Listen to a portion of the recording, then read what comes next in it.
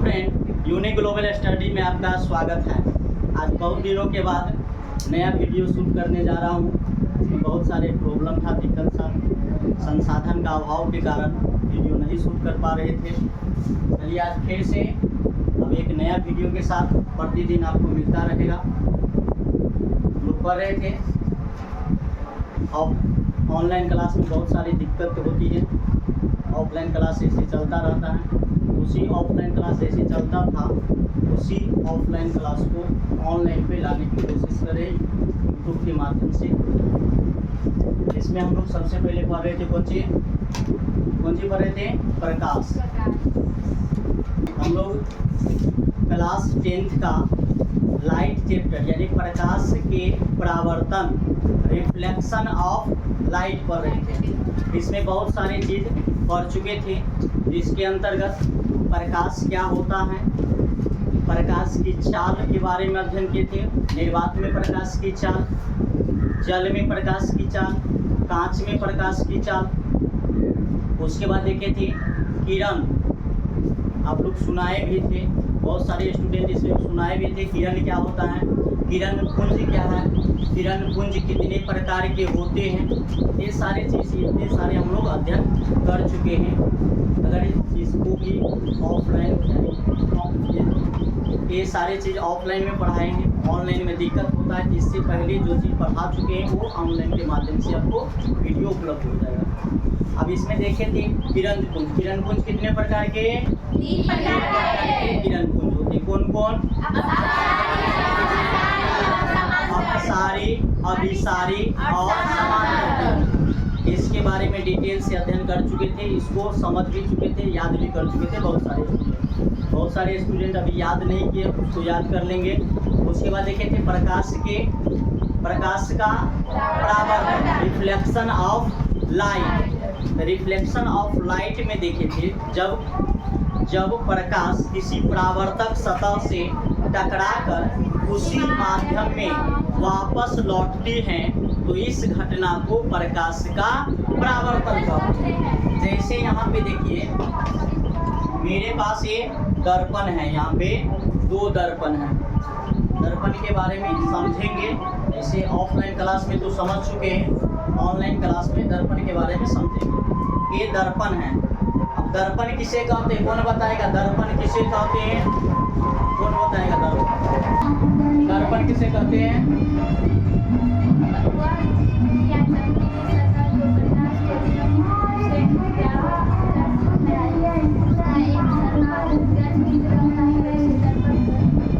Very good, तालियां बजाइए। अब देखिए आप लोग ने सुने हैं दर्पण किसे कहते हैं। तो दर्पण वह चिकनी और चमकीली सतह होता है जो प्रकाश को नियमित रूप से परावर्तित करता है। यहाँ पे देख सकते हैं दर्पण है, मेरे पास 2 दर्पण है। अब दोनों अलग अलग दर्पण है, इसका अलग अलग उपयोग भी है। 2 दर्पण है। तो दर्पण जो है इसका सतह जो है एकदम चिकनी सतह यानी प्लेन है, स्मूथ सतह है, और ये चमकीली है, चमक रहा है ये सतह, चमकीली सतह है। अब इसमें हम लोग प्रकाश को डालते हैं तो प्रकाश को ये जो है नियमित रूप से परावर्तित कर देता है। अब इसका एक सतह जो है यानी पीछे वाला सतह ये रजनित रहता है, यानी कलर किया रहता है, इसमें सिल्वर से एक कलर किया हुआ है। इसे क्या कहते हैं? दर्पण। दर्पण हम लोग बचपन से देखते आ रहे हैं कि दर्पण हमारे घरों में चेहरा देखने के लिए प्रयोग करते हैं। दर्पण लगा रहता है, बाइक में लगा रहता है, उसके साइड मिरर के रूप में वाहन में लगा रहता है दर्पण, और भी जैसे ड्रेसिंग सब होता है उस समय लगा रहता है।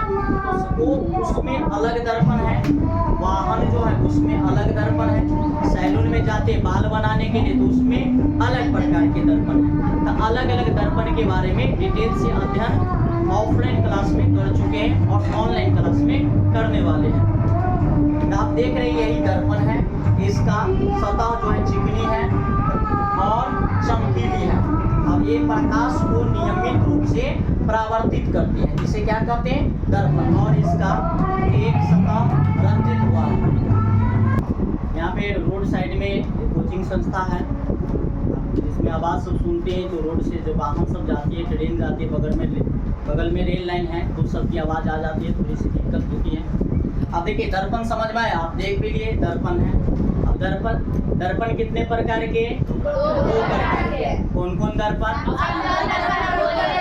समतल दर्पण और गोलीय दर्पण। समतल दर्पण किसे कहते हैं? वैसा दर्पण जिसका परावर्तक सतह समतल होता है उसे समतल दर्पण। गोलीय दर्पण किसे कहते हैं? वैसा दर्पण जिसका गोलीय दर्पण किसे कहते हैं? गोलीय दर्पण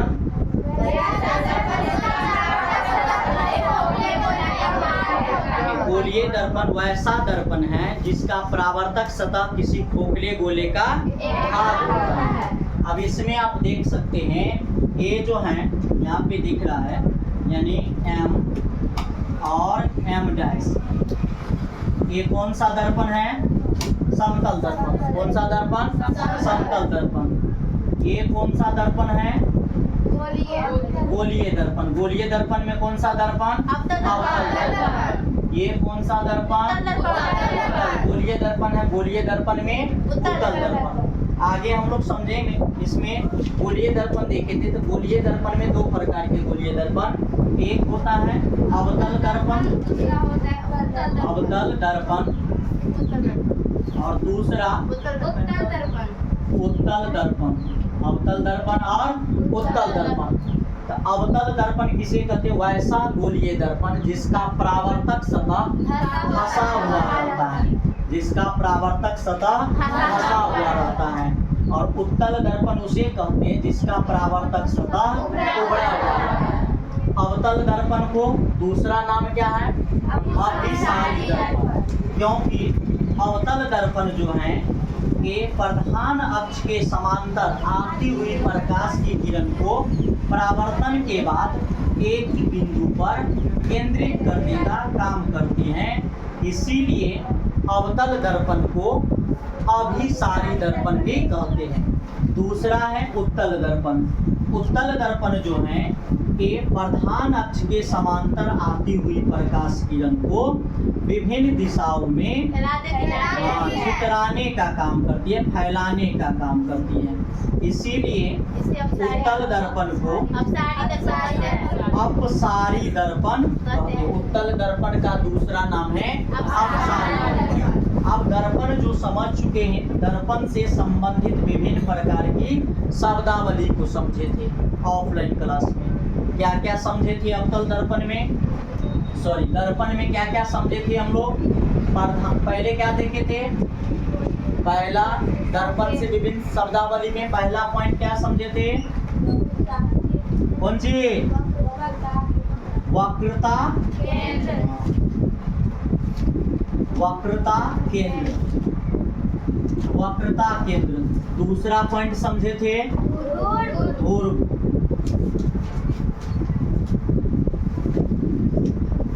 तीसरा चीज मुख्य अक्ष। मुख्य अक्ष। तीसरा चीज। चौथा क्या समझे थे? दर्पण का द्वारक।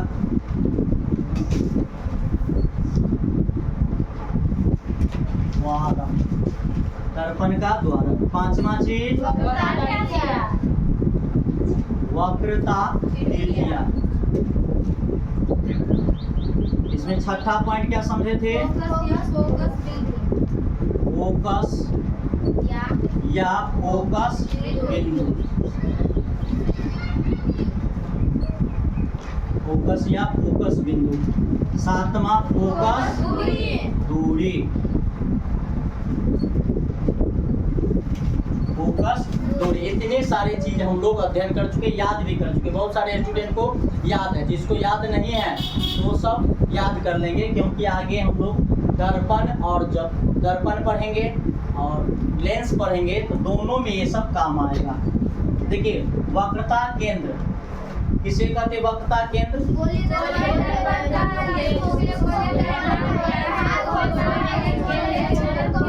गोलीय गोलीय दर्पण जिस खोखले गोले का भाग होता है उसके केंद्र को वक्रता केंद्र को C से सूचित किया जाता है। ध्रुव किसे कहते हैं? गोलीय दर्पण के ज्यामितीय केंद्र को ध्रुव कहते हैं। इसे P से सूचित किया जाता है। मुख्य अक्ष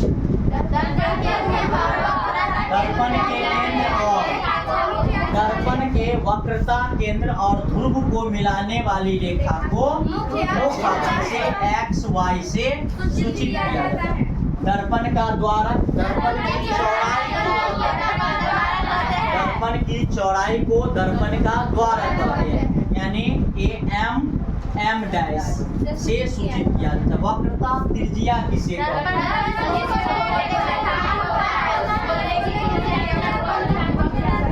दर्पण जिस खोखले गोले का भाग होता है उसकी त्रिज्या को वक्रता त्रिज्या कहते हैं, यानी जो दर्पण उसकी जो गोला होगा खोखला गोला उसकी जो अपनी त्रिज्या होती है उसी त्रिज्या को वक्रता त्रिज्या इसे R से सूचित किया जाता है। फोकस या फोकस बिंदु किसे कहते हैं?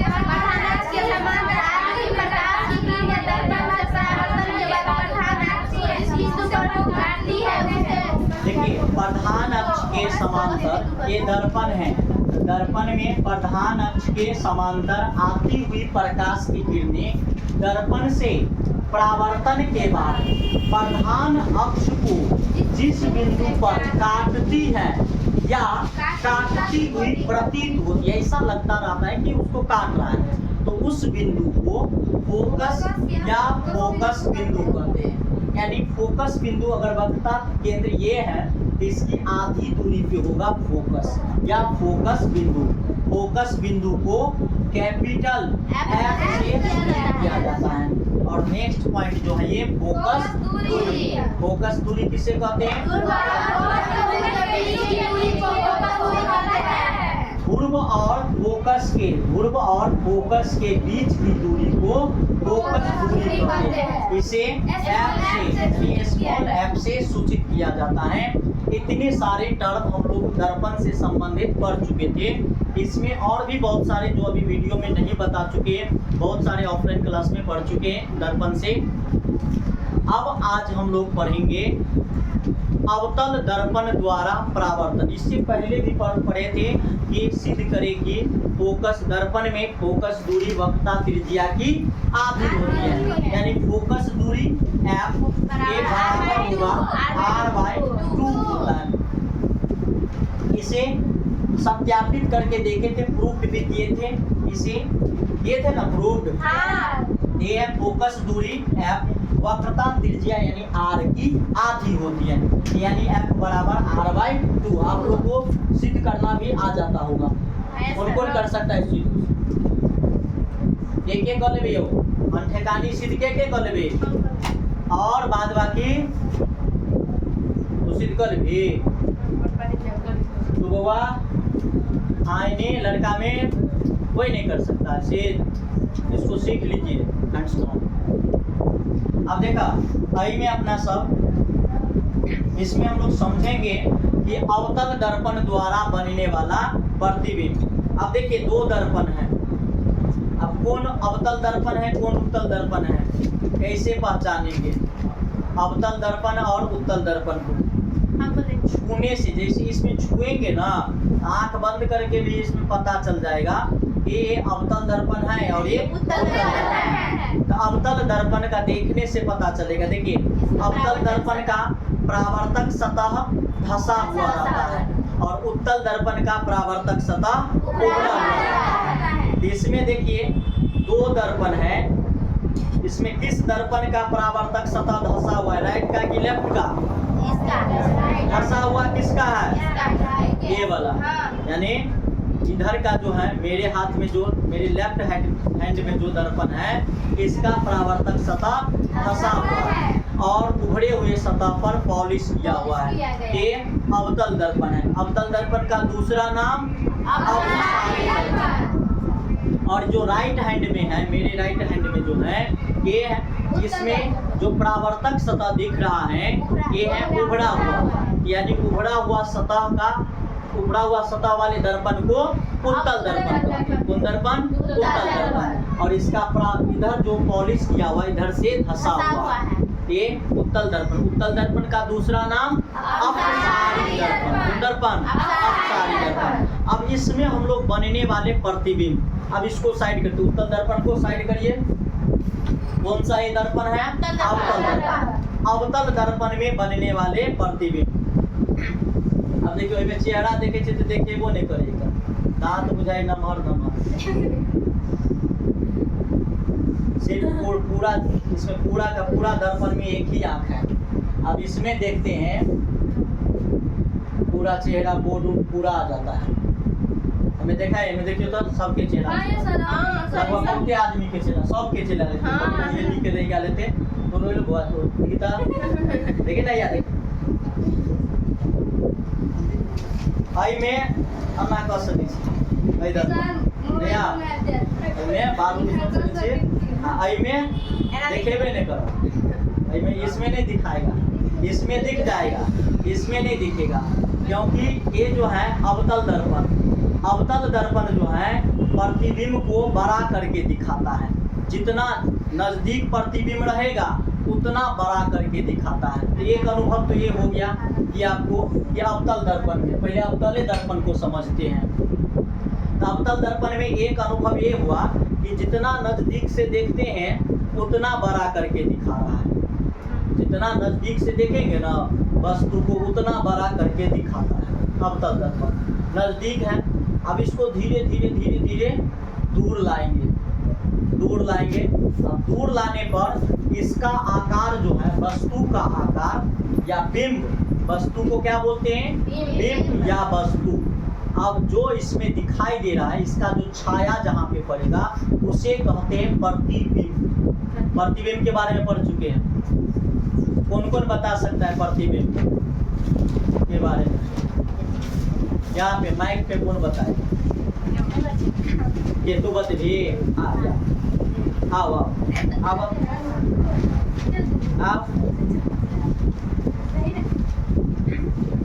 आओ ना या ना या ना वीडियो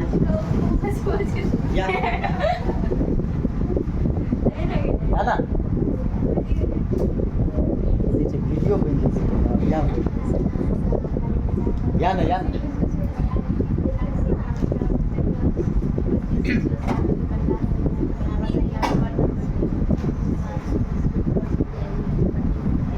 प्रतिबिंब किसे कहते हैं?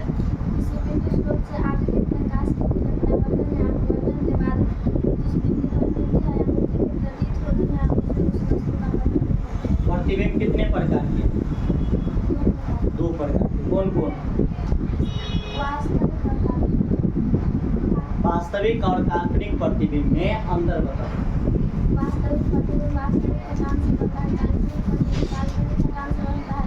वास्तविक प्रतिबिंब दर्पण के सामने बनता है, काल्पनिक प्रतिबिंब दर्पण के पीछे बनता है।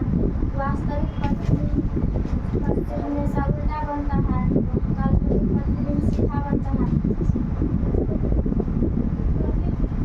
वास्तविक प्रतिबिंब को पर्दों पर उतारा जा सकता है, काल्पनिक प्रतिबिंब को पर्दों पर उतारा नहीं जा सकता।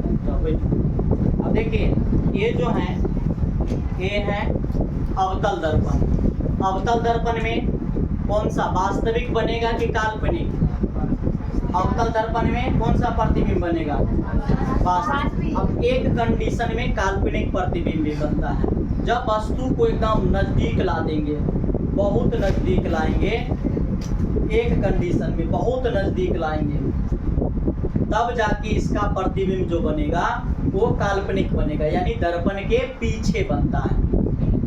तो वास्तविक प्रतिबिंब किसे कहते हैं? यानी वास्तविक प्रतिबिंब वैसा प्रतिबिंब कह सकते हैं जो दर्पण के सामने बनता है। जितने सारे पॉइंट को समझे ना, पॉइंट में लिखे हैं तो लिखे हैं कि अवतल दर्पण में वास्तविक प्रतिबिंब बनता है। तो वास्तविक प्रतिबिंब किधर बनेगा? दर्पण के सामने बनेगा, यानी दर्पण को जो रखा जाता है इस प्रकार से ऐसे रखेंगे, यानी राइट साइड, हम लोग की कॉपी की राइट साइड में दर्पण को रखेंगे और लेफ्ट साइड में इसका परावर्तक सतह होगा। राइट साइड दर्पण और लेफ्ट साइड परावर्तक सतह यहाँ रखेंगे तो प्रतिबिंब किधर बनेगा, यानी आप लोग जो वीडियो देख रहे हैं या जो समझ रहे हैं उसके लेफ्ट साइड में प्रतिबिंब बनेगा। तो इधर की ओर जो प्रतिबिंब बनता है वो वास्तविक प्रतिबिंब होता है और उधर की ओर बनेगा दर्पण के जो पीछे बनेगा वो काल्पनिक प्रतिबिंब होगा। तो देखिए इसमें जब वस्तु को यहाँ पे रखें ना तो इसका वास्तविक प्रतिबिंब बनता है, यानी इधर अवतल दर्पण में प्रतिबिंब क्या बनता है, उल्टा। वस्तु को अगर देखिए दर्पण के सामने ऐसे रखें, इसका मार्कर का ढक्कन किधर है, ऊपर की ओर, परंतु ये इसका प्रतिबिंब ये ऐसे बनेगा, नीचे की ओर उल्टा दिखाएगा। दूर जो रखी वस्तु रहेगी ना उसका, यहाँ पे हम भी देख रहे हैं या मेरा सर है उसमें दर्पण में नीचे की ओर है। किसी को नहीं विश्वास हो रहा है तो आके प्रैक्टिकल यहाँ पे हो रहा है, थ्योरिकल क्लास है, तो इसमें आप आके देख सकते हैं कि सर झूठ बोल रहे कि सच बोल रहे हैं। चेहरा देखिएगा इसमें तो जैसे लगेगा कि इसमें मेरा नाक नथुनी जो ऊपर की तरफ है, बाल नीचे की तरफ है, नीचे की तरफ ये जो है ऊपर की तरफ दिख रहा है, शर्ट का कॉलर ये नीचे की तरफ है। कौन देखना चाहेंगे, कौन देखना चाहेंगे? नहीं, यहाँ सबको अनुभव होगा ना, बताना भी पड़ेगा ना, हाँ सही में हम सही बोल रहे हैं कि गलत बोल रहे हैं। ऐसा भी हो सकता है ना, बिना प्रैक्टिकल का अगर सिर्फ थ्योरी किताबी भाषा रटते चले जाएंगे तो उसमें गलत चीज भी रटा जाएगा। परंतु जब प्रैक्टिकल करके अगर उसको समझेंगे तो आजीवन भर रहेगा, यानी 100% प्योर का प्योर, 100% उसमें सच्चाई होगा। अब ऐसा तो थोड़ी है अब कि फलना व्यक्ति को वहाँ पे देखे, माने जैसे हम लोग का लोकल मार्केट कौन सा है, जयनगर, फलना व्यक्ति को देखे जयनगर में। अब हो सकता है कोई बोला कि फलना व्यक्ति जयनगर में था, तो हो सकता है कि नहीं भी हो सकता, कोई उसी माने रूप का कोई दूसरा व्यक्ति होगा ना वैसा ही दिखने वाला। परंतु जब वीडियो बना लिए उसको अपनी आंखों से देख लिए तब तो सबूत हो गया कि हाँ फलना व्यक्ति था जयनगर में। तो ये प्रैक्टिकल कौन चीज है, आपका 100% शुद्धता की गारंटी लेता है, कौन चीज, प्रैक्टिकल। इसीलिए विद्यालय में प्रैक्टिकल करवाए जाते हैं, परंतु अब बिहार है तो बिहार में वो संभव नहीं है। बहुत सारे उस प्रैक्टिकल का टीचर भी नहीं रहते, स्टूडेंट की भी लापरवाही, सरकार की भी लापरवाही रहता है। तो बहुत सारे एक चक्रव्यूह में फंस चुके हैं। इससे उबरना थोड़ा सा टाइम लगेगा। जब बीपीएससी वाला है ना, नया नया टीचर सब आ रहे हैं, वेल एजुकेटेड सब आ रहे हैं, वो सब थोड़ी कोशिश करेंगे तो जाके नई शिक्षा व्यवस्था में सुधार हो। कौन देखना चाहते हैं इसमें प्रैक्टिकल के क्या हुआ?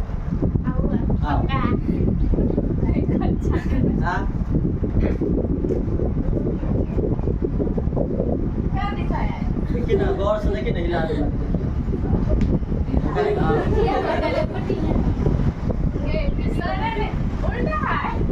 देखा उल्टा मुड़ी है नीचा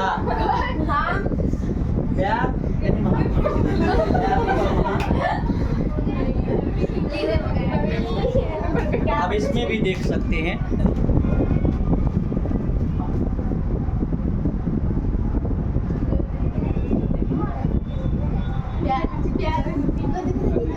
ये उल्टा, ये है अवतल दर्पण। कौन सा दर्पण?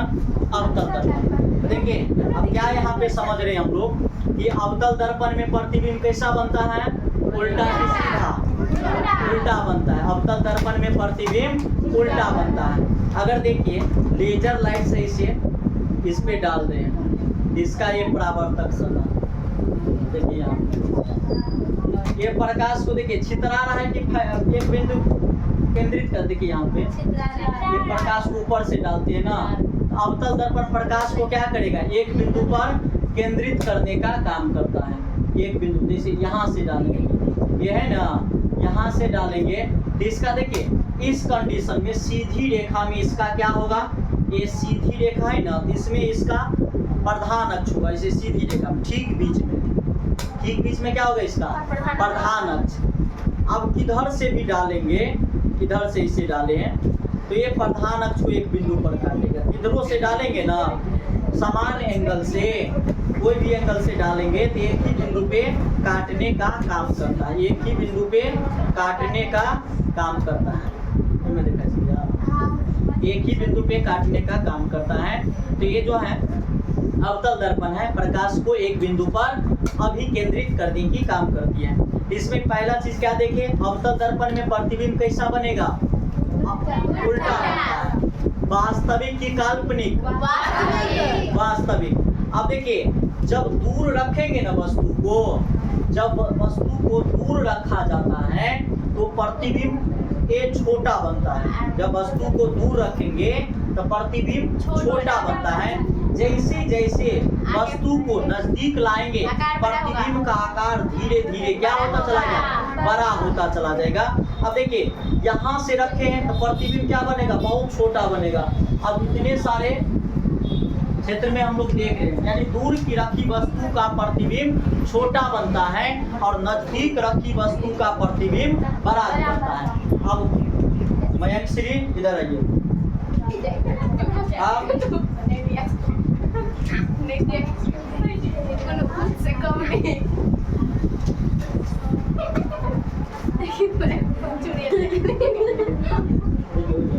ये सब देखा है, उल्टा देखा है, मुड़ी नीचा वहाँ दिख रहा है सर। जो सब कोई छात्र छात्राएं बैठी है उन सबका सर किधर की तरफ है, नीचे की तरफ है, नीचे की तरफ। ये कैसा प्रतिबिंब बन रहा है, उल्टा। अब देखिए अब ये उधर वहाँ पे इतनी बड़ी वस्तु है, उसमें छोटा सा प्रतिबिंब बन रहा है। वस्तु है इतना बड़ा परंतु प्रतिबिंब कैसा बन रहा है, छोटा। हाँ बड़ी से यहाँ के मुँह उल्टा है।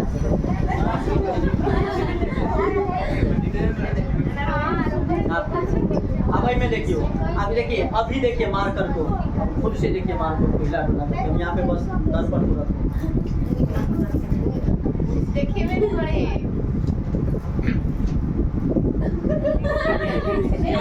पूरा बस देखिए सामने ये है ना नीचा वहाँ प्रतिबिंब हो जाएगा ना।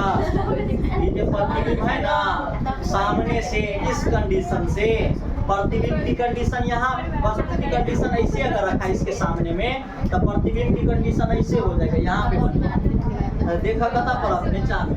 अब ये जो है वस्तु इधर बनता है इसलिए नहीं दिखाई देता है। अब देखिए इसी वस्तु को नजदीक ला रहे हैं तो क्या दर्पण में छोटा दिख रहा है कि मार्कर की बड़ा, बड़ा दिख रहा है। तो नजदीक की वस्तु का प्रतिबिंब अवतल दर्पण बड़ा करके दिखाता है। प्रैक्टिकल के माध्यम से देखिए, कल इसमें हम लोग पढ़ेंगे नेक्स्ट क्लास में कि किस स्थिति में वस्तु को रखेंगे, कहाँ पर रखेंगे तो प्रतिबिंब का आकार कैसा बनेगा।